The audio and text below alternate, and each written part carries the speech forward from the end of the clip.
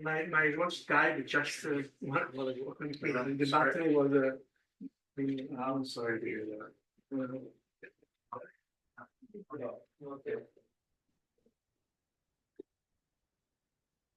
Okay, welcome to the last talk of the session. Pleased to introduce Silvio Ghilardi from Università degli Studi di Milano, who will speak on completeness theorems for modal and topological categories. First of all, I thank Alessandra, Giuseppe, and all the other people in the group here for organizing this series of events. Quite interesting. And this is a joint work with Jeremy Marquez. Jeremy is a former student of Mike Gerke and Sam Bangor, and is actually postdoc in Milano. Now, the idea, you probably all of you know that in very old time ago, McKinsey Tasky proved that every interior algebra embeds into the interior algebra of the subsets of a topological space. This is another classical result, and which is a topological completeness theorem for S4 modal logic. And our plan is to, ambitious plan, is to build suitable logical categories transferring this result to first-order logic. What do I mean by a logical category? I mean a category where a subobject carry enough structure to interpret all logic, propositional logic, and quantifiers. As usual, quantifiers are seen as adjoint to the operation of taking pullbacks on subobjects. Now, if we examine the category top of topological spaces and continuous map, we see that the modal operators are applied to subsets of a topological space. And a subset can be viewed as a subspace with the induced topology. And as such, the subspaces represent a subclass of the class of the monomorphism. Actually, we have the so-called regular monomorphisms, those which happen to be equalizers of a pair of arrows. The class which is orthogonal in a sense that we'll see to this class is the class of surjective morphism there. And together, surjectives and regular monos form here what is called a factorization system. And we start in an abstract setting, taking an abstract factorization system that I will show you what it means. And the plan is to introduce modalities on the M part, on the M part of the factorization system. This is the novelty of the approach. And this is in a strict analogy to what happens in the target category of top of topological spaces.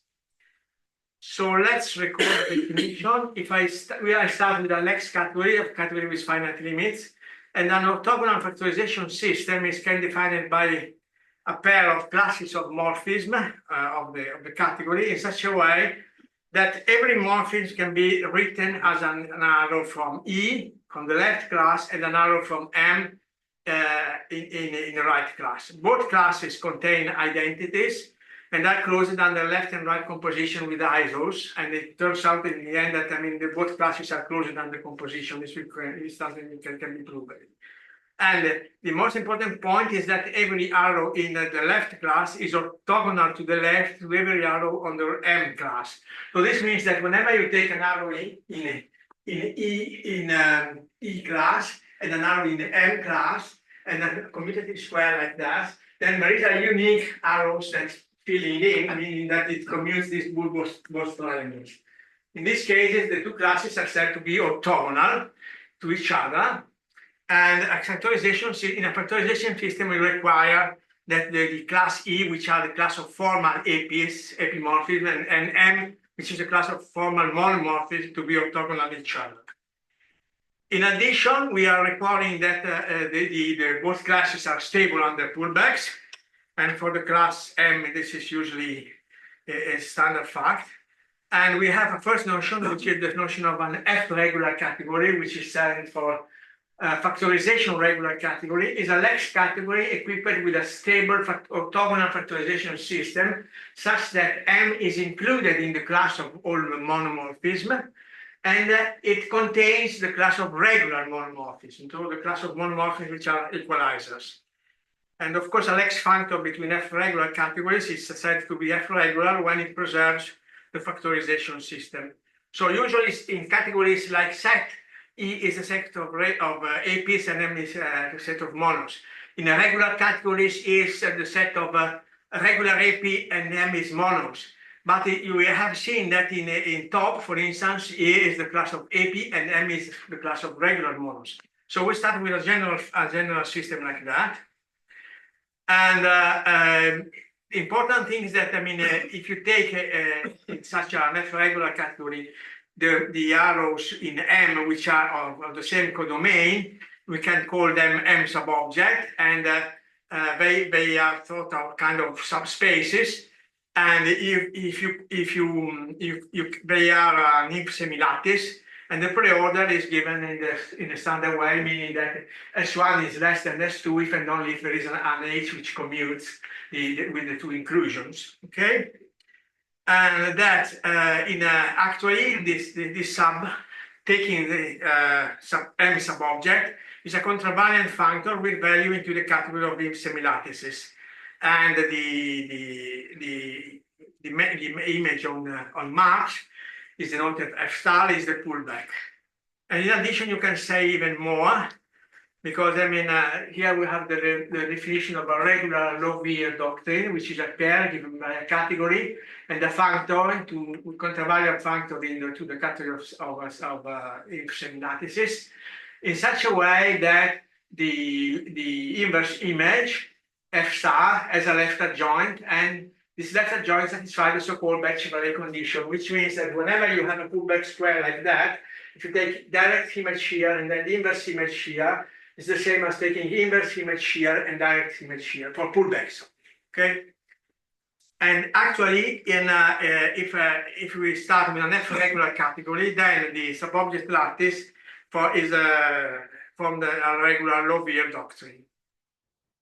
Okay, coherent logic is obtained from regular logic by adding joins, and the coherent logic doctrine is a regular doctrine where you have the subobjects are valued in the category of distributive lattices. And similarly, we can define the notion of F-coherent category, which is F regular in such a way that the subobject functor is mapped into the category of distributive lattices. Okay, so sublattices are joined, have subobject are lattices, and the pullback functor preserves the lattice structure. And from this, it follows that the lattices are distributed. And the category is F Boolean when the subobjects are in the category are Boolean category. Okay, now we can add modal logic on the M part of a factorization system. And so a modal lattice is a distributive lattice endowed with a finite join preserving operator, which is a possibility, which is the closure in the topological case. And this is the main definition.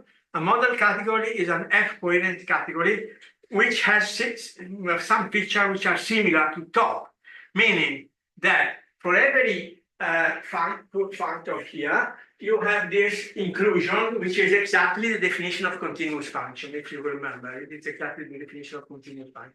You don't have an equality because continuous functions do not satisfy this with equality, but only with a semi-equality. In addition, for every M subobject is a subspace. So this means that imitating what happens in the topological spaces is that if you take a subobject of A and you move it to X with the direct image, then you take closure, and then you take pullback, then this is the closure inside A. Okay, so this is the definition of a modal category. And now we look for examples. Top is a modal. Yeah. I'm sorry, could you say again what F star is? Pullback. Pullback. F star is pullback. Okay. Or F minus one. So the notation usually is F minus one or F star. I use F star. It's pullback. Top is a modal category. We take as M subspaces the regular monos, and the topological closure is the diamond. Kripke frames with the relation per service map are a model category, is another example, but we have a more general example, which is in a sense a standard example, which are called relational G sets. And these are defined in the following way. We start with a graph in the sense of category theory. So a graph is a set of arrows and a set of objects, and each arrow has a domain and a codomain. This is a category without composition, okay? And so a relational G set consists of the following data. For every object, you have a set, and for every arrow, you have a relation, not a function, a relation between the set of the domain and the codomain of the arrows. A morphism is a set of a family of function indexed by the object of the graph, and this function should preserve the relation. So meaning that whenever two objects are related, then the images should be related too. Okay, then we take again the class of regular monos, which are just collection of subsets endowed with a restricted relation. And the definition of the possibility operator is the following. And if you read in terms of Kripke forcing, it says that an element satisfies possible S if and only if there is some counterpart of B, a counterpart B of A, meaning that something which is related to A by the relation K or some K, such that B satisfies S. So this you can be seen as kind of counterpart frames in say UEC style, if you want. So the question is that the difference with Kripke frame is that an element can have many counterparts, no counterparts at all. It can split into, you can have identification and so on and so on. In Kripke semantics, you can only have inclusions. And here we have a double generalization, meaning that we have many arrows, possibly many arrows between two possible worlds, and the arrows are interpreted not as inclusions, but as arbitrary relations. Now we prove a completeness theorem of model categories for this relational G set, and we imitate the Joyal completeness theorem for intuitionistic predicated logic. This theorem is reported in Mackay-Reyes' book, which is my standard reference.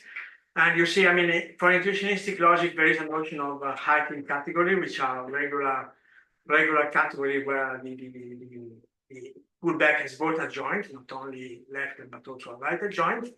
And to have the completeness theorem, what is done is you take the set of covariant functors from the heightened category to set, coherent functors, so they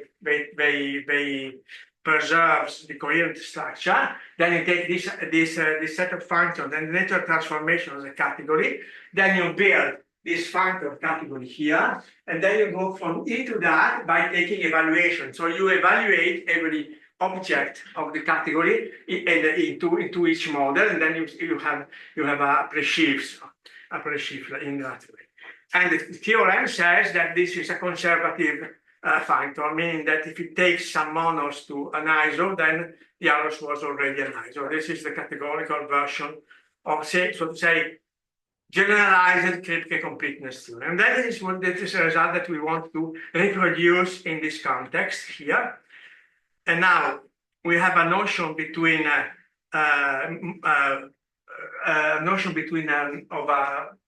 morphism between an F coherent category as a Alex functor that preserves factorization, and the modal morphism, it also preserves model operators. But now we can imitate then we have also a notion of, we have two notions of conservativity, because we have this class M, which is larger than monos. So we will have M conservativity, means that an arrow from M, which is taken to an iso, was an iso.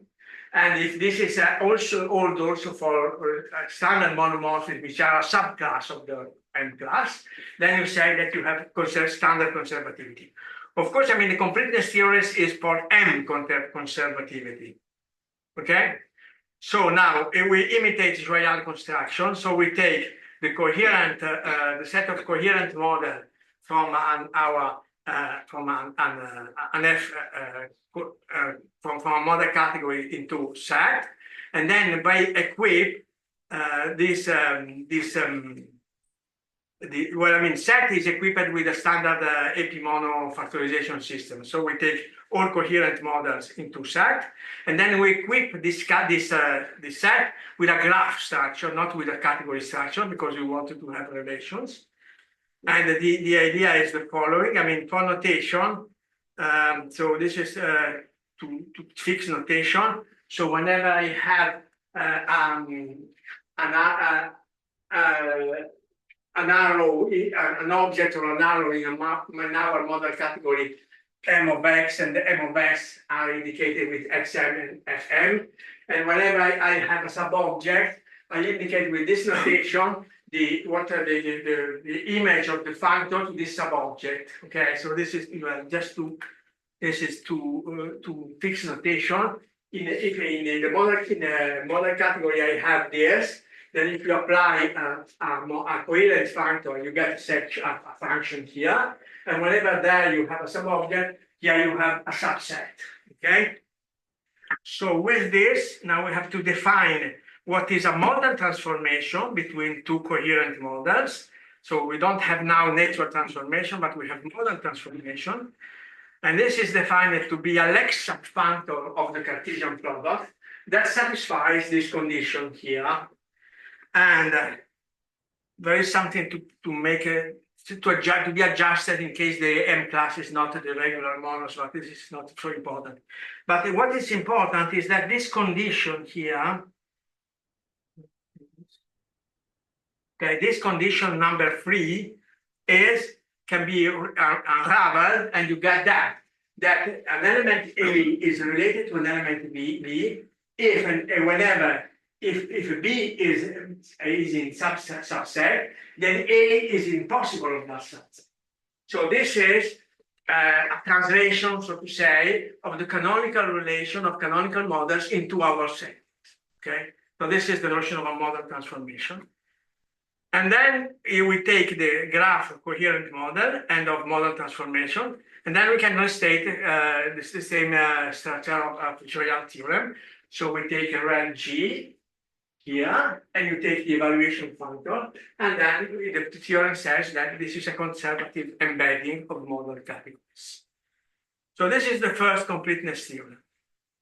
Now let's go to top, in the case of topological spaces. This is more complicated because we have extra conditions. We have solved it only recently, this. So first of all, the diamond is a closure, so you have to add the Kuratowski condition for closure. And of course, since it is a sub-object modal lattices, then it commutes with joints. But the remarkable action is the following product independence action, which is written with this is pi x minus 1 is pi x star, is the inverse image along pullbacks. And if you rewrite this in a standard logical notation, this means that the diamond distributes over a conjunction in case A and B have this joint free variable. That is a kind of strange property, but if you check the definition of the product topology, you will see that this formula is true because of the definition of the product topology. But to have a representation theory, this is not enough. And we need a more complicated condition, which is the following. So it has to do with it's a kind of generalization of the subspace condition. A relation in a model category is an M sub-object of a Cartesian product, so that's okay. We have also a notion of a partial map. A partial map of domain from X to Y is done by an M sub-object, dom F, in a sub-object of X, and then a map from dom F to Y, okay? The pair of these two functions is a relation which is the graph of the partial map.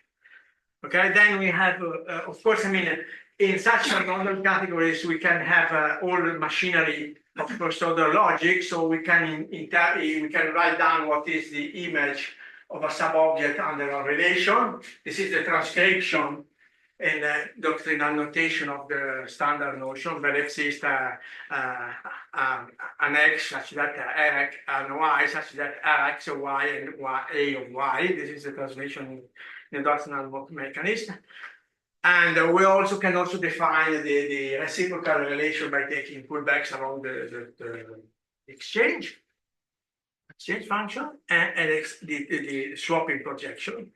Then a loop in a model category is a sequence of binary relations which can compose. Again, the composition can be defined with in the standard way because you can write down the standard first order formula and give them an internal meaning in the category. The composition should be type matching, and we call it a loop in case the domain of the first one is equal to the codomain of the last one. Whenever I have such a loop, okay, I can write down this formula here for every subobject of the initial and terminal point of the loop. You can write down this formula, which is called the loop contraction condition for the loop. And now, I mean, this is not valid for all possible loops, but it's valid for some loops. And now we define the notion of an acceptable loop, which is definable inductively. The empty loop is acceptable on any anchor. Identities are acceptable. The juxtaposition of two loops is acceptable, okay? And then if B is W is acceptable and B is a partial map, then I can add the direct image and the inverse image at the beginning and at the end and get another acceptable loop. And also I can combine two acceptable loops by Cartesian product. And this is the action that we need. So a Boolean model categories can be conservatively embedded into a power of top if it satisfies the following condition: the closure action for the diamond, the product independence action, and the loop contraction action for all acceptable loops. And it can be conservatively embedded into top if, in addition, the M subobject of the terminal object is a two-element Boolean algebra. To build this theorem, the construction is not trivial at all, because I mean this is the topological spaces that you have to build to prove the theorem should be very generic, because it's not like a propositional case where you can use Alexandrov spaces, meaning that topology is induced by the preorders, because I mean the language is very expressive. So you cannot build Alexandrov spaces. Compact spaces are not enough, Euclidean space, T2 spaces are not enough. So you need a very specific construction to prove the theorem, because I mean the language is powerful.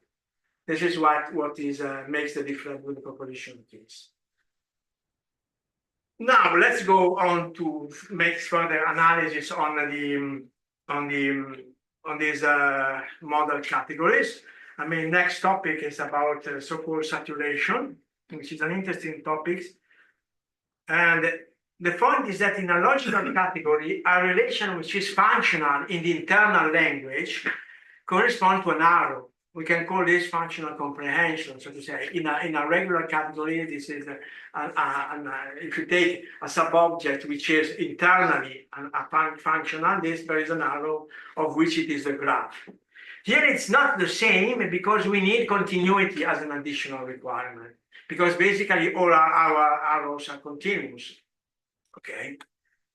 So the problem involves the notion of, this is a variant of this problem is related to subobjects, subspaces, and also to isomorphism. And then we investigated these three cases separately.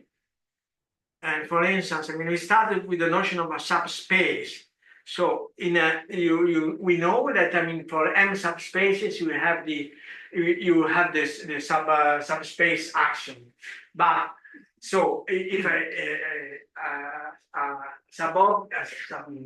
if you take S, which is an M subspace of A, then for every or A, which is a M subobject of X, then this equation is true for all S. We wonder if you can have the converse. So suppose that you start with a monomorphism, not a homomorphism in M, so with a smaller one. And suppose that it satisfies the condition in red with respect to all M subobjects. Is this an M subobject itself? Okay. Now, if we look at our main example, which is rel G, this is not true, but it's almost true. And so we have this definition, we have to add parameters. So we say that a mono is a brittle subspace if for all Z, for all S subobject of 8 cos Z, we have that this condition is true. So it should be true by taking Cartesian product of a parameter Z. In a red G, the M subobject can be characterized as the brittle subspaces. And so we have this subspace saturation principle. We say that the model category satisfies the subspace saturation principle if and only if every brittle subspace is a subspace. So it belongs to the class M. Now, this is for function. A functional relation is a function, is a relation which is a function in the internal language, which means that this the arrow displayed there, the composition with the projection is mono, and it is also in the orthogonal class of mono, so in the class E. And suppose that we also have the notion of a continuous relation. So this is a relation such that for all Z, for all S in the subobject of white cross Z, the following inequality holds. Okay, so notice that we always need a parameter. Now we say that a relation is a brittle morphism. It is functional if it is functional and continuous. And now we have another saturation principle which says that a model category satisfies the functional saturation principle if every brittle morphism is the graph of an arrow, meaning that there is an arrow in the category such that the relation is isomorphic to the graph of the arrow. Finally, we have another saturation principle for isos. So we know that in topological spaces, a continuous map which is bijective may not be an homeomorphism because you need also the inverse function to be continuous. And here you have the same condition. We say that if an arrow is open, if it satisfies this condition, which is the opposite of the converse of the continuity, and it is stably open if this happens for taking the Cartesian product with an identity for any identity. And we say that it is a brittle isomorphism if it is mono, it is in the orthogonal class, means it is a bijective function in the internal language, and in addition, it is stably open. And now we have another principle, which is an isomorphism saturation principle.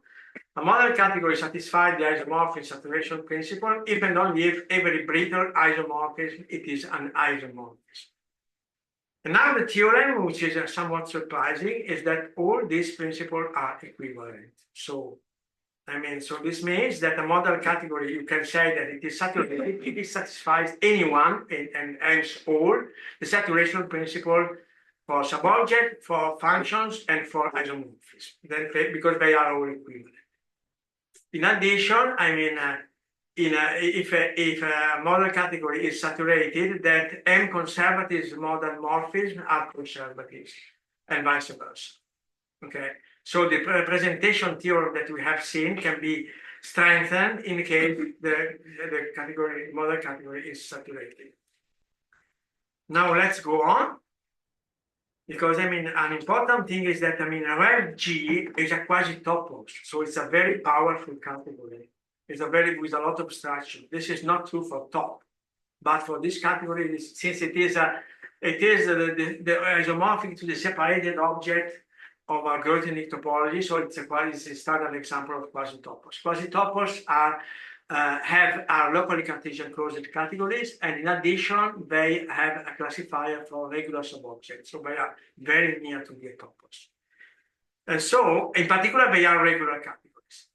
So, so in rel G, we have sums, they are disjoint, and they are pullback stables. This is not rel G is not a pretopos because equivalence relations. Only equivalence relations which are regular monos are effective. The other ones may not. Well, an equivalence relation is effective whenever it is the kernel of a morphism. Okay. This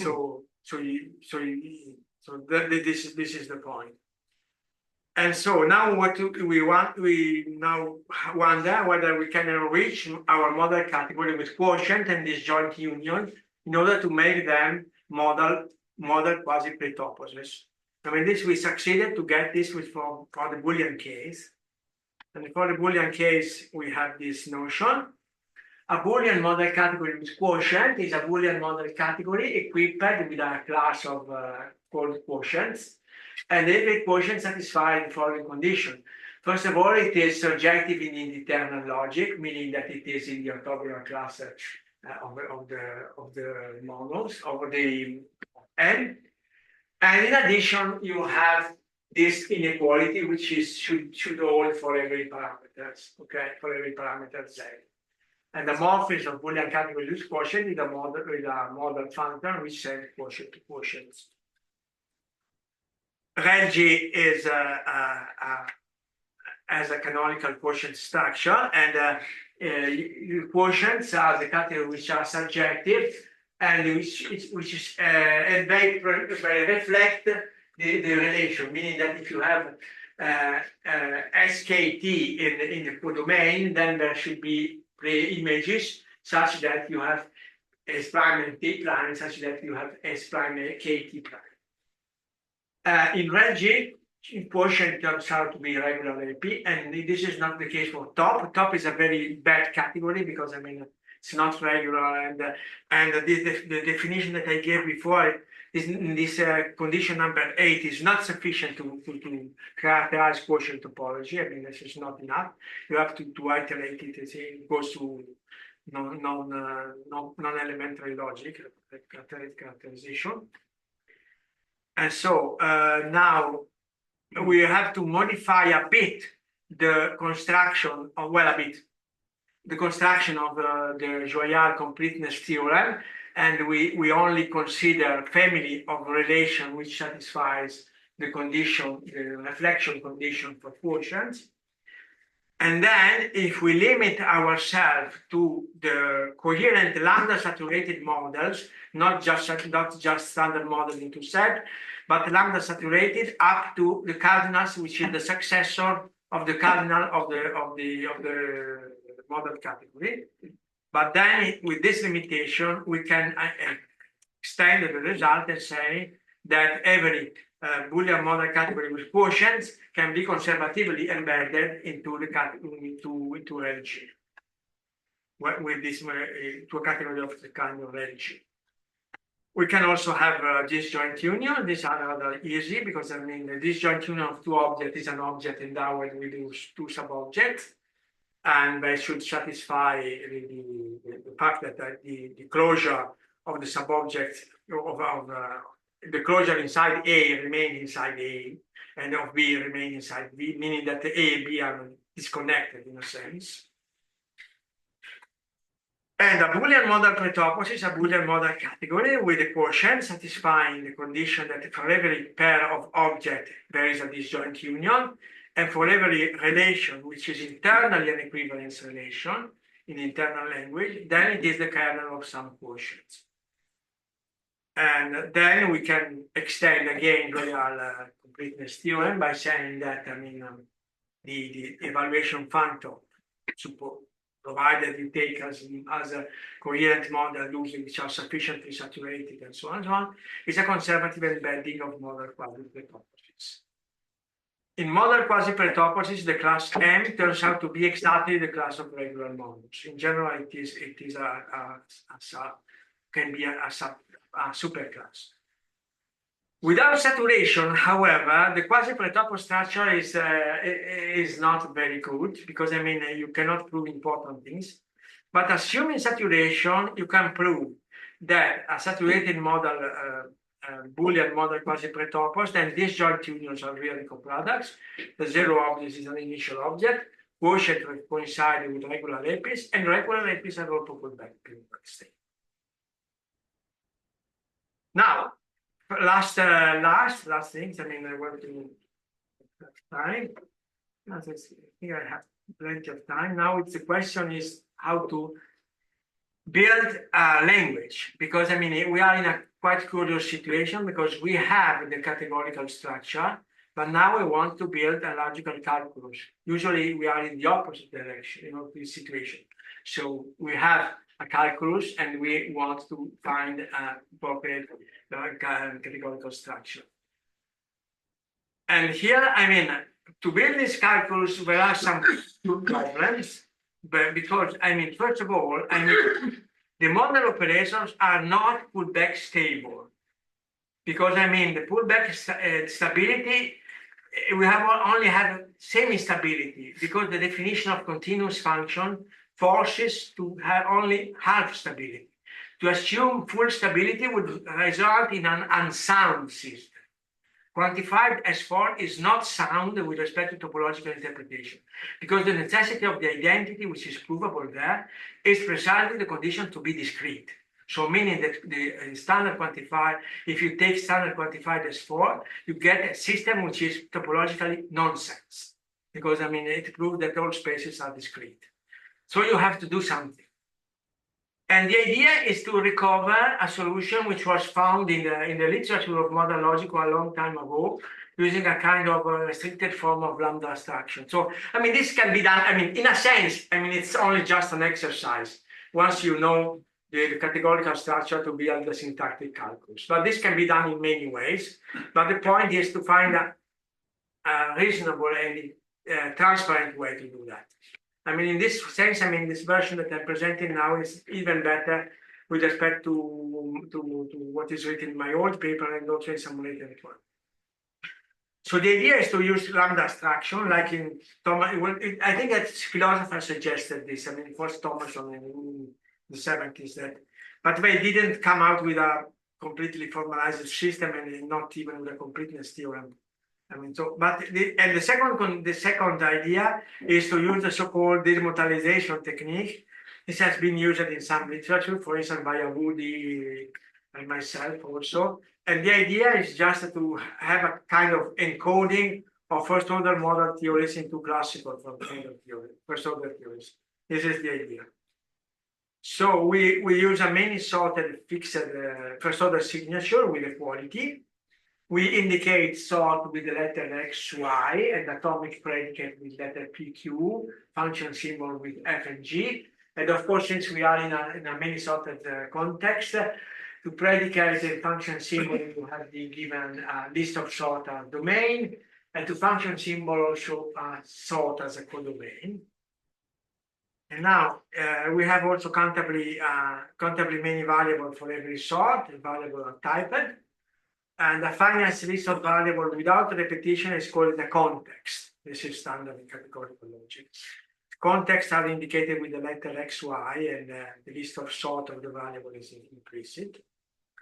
And the idea is to define formulae and predicate by mutual recursion. This is the idea, which I hope. So formula are defined as follows: P is a predicate, and T1, T1, Tn are type matching terms. Then P of T1, Tn is a formula. Bottom is a formula. If phi1 and phi2 are as a formula, say then phi1 and or implies phi2 is a formula. Of course, I mean, now I'm giving the calculus for classical logic, but I mean, for weaker fragment, you can. And if x is a variable and phi is a formula, then you have there exists an x, and for all x are formulae. Then predicates are so defined. Atomic predicate with assigned hierarchy are predicates. But in addition, if phi is a formula, and if I take a context which includes all the variables occurring free in the formula, then I can define a new predicate, which is the set of the x which satisfies phi with diamond. And this is a predicate with domain x1, xn. Okay? So I can abstract out a full set of variables which includes the variable that occurred free in the formula. It can be more. In the case of topological semantics, since projections are open maps, it doesn't care if you extract more variable than needed. But in the case of relational G sets, then projections are not open, and so you have distinct modality in case that you abstract more than the variable which occur in the formula. And then the abstraction operator applies to a context and not to a single variable, so it applies to a context as a whole. And then you can also use some abbreviation, which are, you can, instead of writing this, you can write this. Of course, I mean, one has to be a little bit careful with such abbreviation because sometimes they may cause ambiguities. So also, for instance, I mean, this is quite good to write down this instead of that. It's almost always okay, but in case of doubts, then you can restore the definition, and that will be perfectly specified. You can define substitution inductively, and if you have a context Y, and this context includes all the variables occurring free in a formula, and UM are terms of matching types, and there are no clashes with quantified variable, then we apply substitution, you can produce a formula. Okay. The substitution applies to formulae and not to predicates, so the substitution is stopped once it falls inside across with a model operator, because you cannot enter into the model operator. The rest is outside. Then there will be action which governs this, but I mean, in principle, it cannot traverse the model operators. This is a kind of notation again. I mean, if there are no ambiguities, you can write down phi of U1, UN, and okay. I'm quite near to finish. And so you can write down in this way, so that, I mean, in this way, P with round bracket or square bracket T1, Tn, it can be used interchangeably. Then we use standard axiom and rule for first-order logic and standard propositional axiomatization for model system K. Since I want to be sound with respect to empty domains, I use formulae in context in a proof, where a formula in context is a pair given by a formula and a list of variables, including in a context, including all the variables that occur free in the formula. This is important because otherwise you are unsound with respect to empty domains. And this is the continuity axiom, which says that if you apply substitution outside or inside, you have only one direction, one direction, one implication in one sense, not in both sense. Okay. And then for topological interpretation, you need S4 axiom with always context. Then you need the variable independent axiom, which says that the diamond commutes with respect to conjunction if applied to formula with the disjoint variable. Of course, I mean, in case you want to express the fact that a certain function which is injective probably injective is also a subspace, then you for all such kind of terms you have to add the subspace axiom and also the loop contraction axiom, which is all acceptable loop that arise in the syntactic graph of the term. So if you have a theory and you are not forcing any subspace, any injective function to be a subspace, then you don't have complications. But if you want to do that, then you have to be very careful, because I mean there are additional conditions to it. Then, of course, I mean, given a theory, we can build a model category associated with the theory. And this category is equipped with a canonical evaluation in the model language. And such canonical evaluation validates exactly the formula which are provable in the theory. And so this establishes an algebraic completeness theorem and also a semantic completion theorem with the embedding theorem that we have proven for model categories. And I mean, I have the construction here. I mean, you can imitate the standard construction, and I took the construction which is in Johnson Elephant. And the point is that the objects are formally in context up to the many namings. And also you have equivalence classes of provably functional relation, which are also continuous. This is the new thing that you have to add. And then you have to make a long series of computation to show that you get in any case a category with products that you have for proper factorization systems and so on and so on. It's a lot of computation to do, but then it works. And although there are, well, I mean, I don't want to enter into this because I mean, this is quite a very complex details. I mean, that's some problems. So first problem is that should we assume saturation in the definition of model category? This is a quite controversial question because I mean, this will be tempting, but in general, I don't think it is a good idea because the saturation is kind of second order condition. Because for a function to be continuous, this depends, the notion of continuity depends on the available subobject. So it's a second order condition. And you can imitate in first order logic only by using the subobjects which are definable at the moment in the language that you have at the moment. And so, I mean, this gives more complication also when building syntactic categories, because I mean, you can do in different ways, and the easiest way is to build a saturated model category. But then you have the best method is to take saturated category and then take a minimal category, which is a model category, but it interprets all the symbols of the language. And so saturation is a little question to be better investigated. But in any case, we have algebraic and completeness theorem. This is not. Now, second, I mean, of course, I mean, G is a quasi-topos, so it's locally Cartesian closed, and it has a classifier for regular subobject. This is very important because I mean, this paves the way of developing a high-order model in this context. We have a perfect semantic for that. I think also for some kind of dependent type theory, because I mean it's locally Cartesian closed. So this has to be investigated because this is quite an area to be explored. And another thing is the opposite direction. We can also interpret, give a predicate extension of a light description logic like EL, because I mean the only action where you need more logic is the subspace action. But here you use the existential quantifier only applied to modules, and this exists only in Lex categories.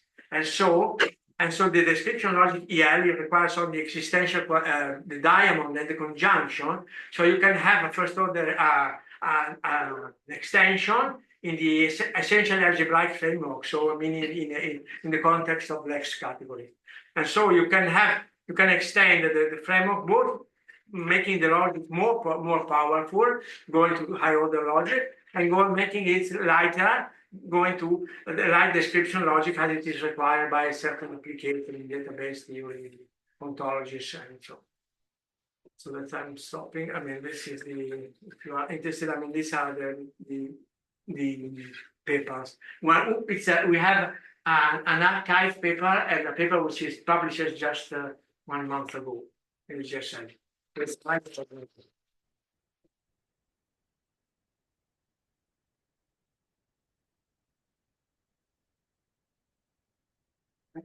Any questions?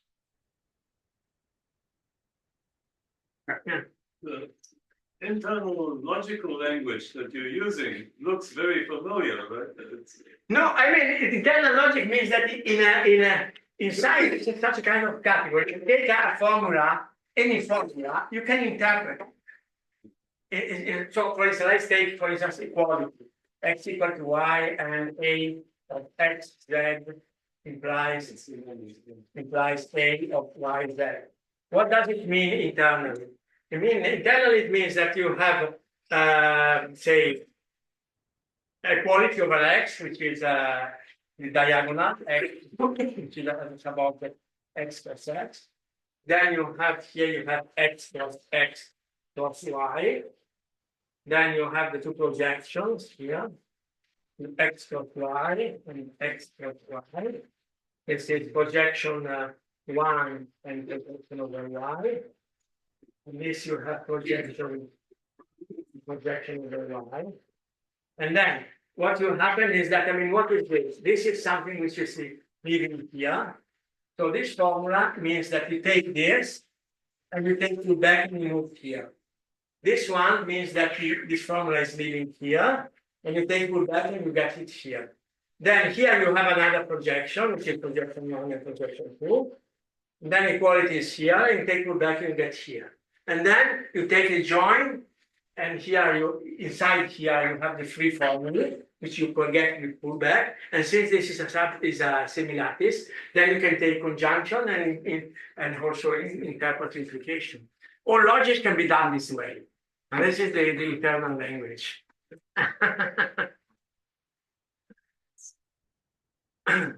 So this is familiar for people who using doing categorical logic, but if you're in, I have made a course in a Kutaisi school this summer, and there are slides in the web page of the school, and I have explained all such things up to the very basic level. If you're interested, you can go there and see it. Yeah. Thank you for that. Someone you mentioned that top doesn't really fit in the context that You have that the category topological space doesn't fit into the what you want because it fails. it fails because it is not regular, and the action that we have used to identify quotients is that it doesn't identify quotient for topological space. What if you consider? Did you consider any natural subcategories which are nice? This could be done. Yes, this could be done. Of course. But look, there might be some problem because yes, this is a big job to be done. But you see, I don't think it's easy because for instance, take compact spaces. Then the direct image of a closed subspace is a closure, and this you can express.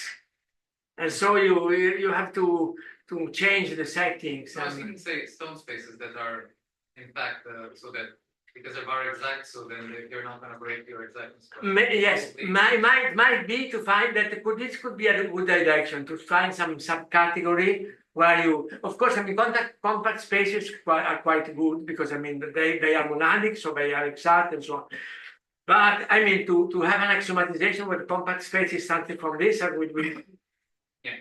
I think it will be something. Because the construction that we have used is quite far from being compact. So I think it could be a terrible problem, but who knows? Yeah. So you mentioned that, in building the syntactical category out of your theory, so the objects are formulas in context. And Equivalence classes. The objects are formulas in context. the objects are formulas in context. Yeah. And the arrows are equivalence classes. Or probably equivalent for functional relation, which are continuous also. Okay. And do you think of this context as different types? And what about the very same formula occurring in different?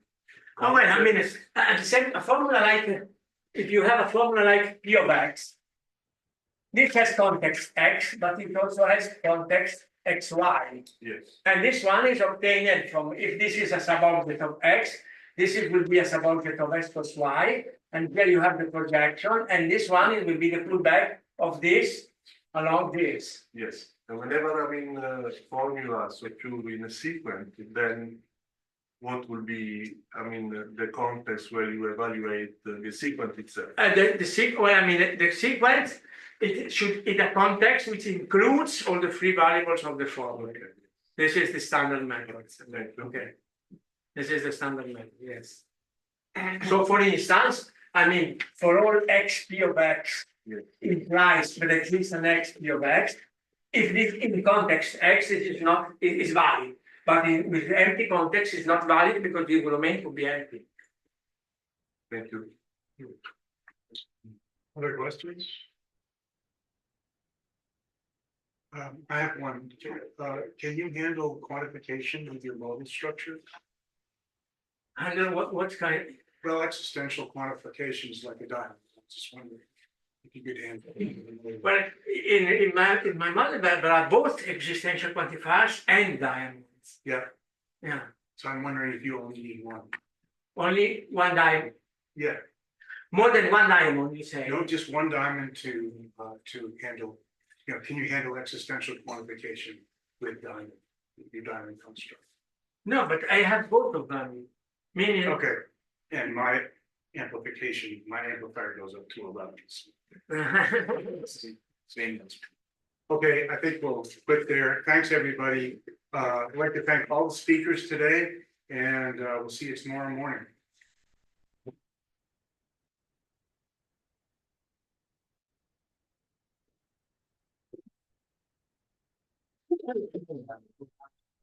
All right.